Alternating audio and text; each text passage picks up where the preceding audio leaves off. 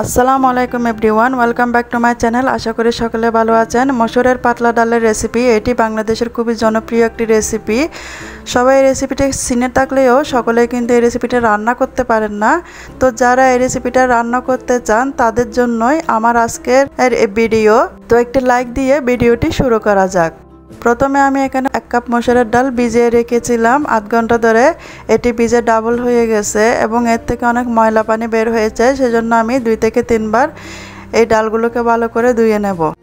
ধুয়ে নেওয়ার পর একটি হাঁড়িতে আমি ডালগুলো নিয়ে নিয়েছি। এখানে দিয়ে দিয়েছি 2টা তেজপাতা, দিয়ে দিয়েছি রসুন কুচি, দিয়ে দিয়েছি পেঁয়াজ কুচি, 2 থেকে 3 কাপ পানি দিয়েছি আমি এখানে এবং মিডিয়াম আঁচে চুলাটা জ্বালিয়ে দিয়ে এটা আমি জাল করে নেব।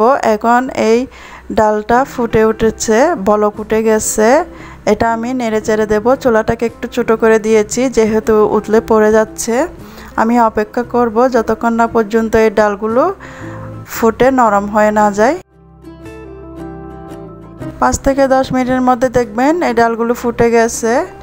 তখন আমরা এই ধরনের ডালঘুটনি বাজারে পাওয়া যায় খুবই সস্তায়। এটা দিয়ে আমরা এভাবে ভালো করে নেড়ে চেড়ে নেব।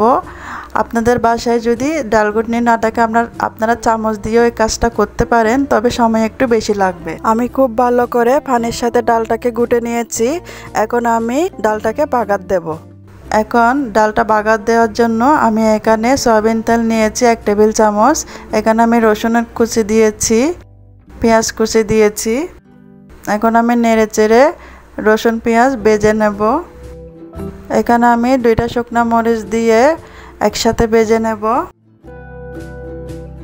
ভাজা হয়ে গেলে আমি ফুটন্ত ডালের উপর এই পেঁয়াজ, রসুন এবং শুকনো মরিচ তেল সহ এভাবে দিয়ে দেব।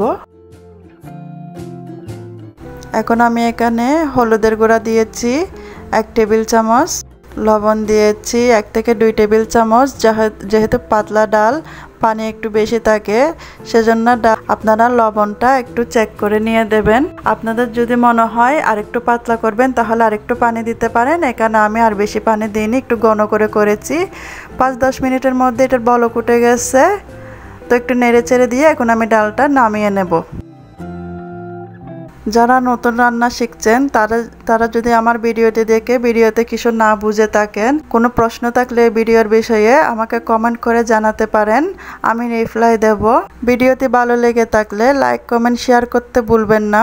আমার চ্যানেল সাবস্ক্রাইব করে আমার পাশে থাকার জন্য অনুরোধ রইল। আমার নতুন ভিডিও পাওয়ার জন্য পাশে থাকা বেল আইকনটি বাজিয়ে দিয়ে যাবেন। এতক্ষণ আমার সাথে থাকার জন্য ধন্যবাদ। দেখা হবে পরবর্তী ভিডিওতে। আল্লাহ হাফেজ।